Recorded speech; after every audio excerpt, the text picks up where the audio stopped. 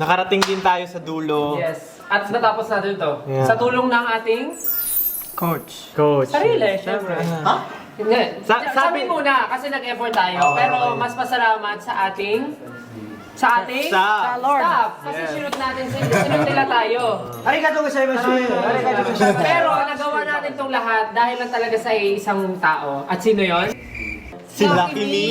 Kasi nagbigay sila ng noodles. At ang pinakamahalaga talaga, maraming salamat. Siya ang nabigay ng talento at ng pasensya para malagpasan ng task na to dahil kay Wansi Entertainment.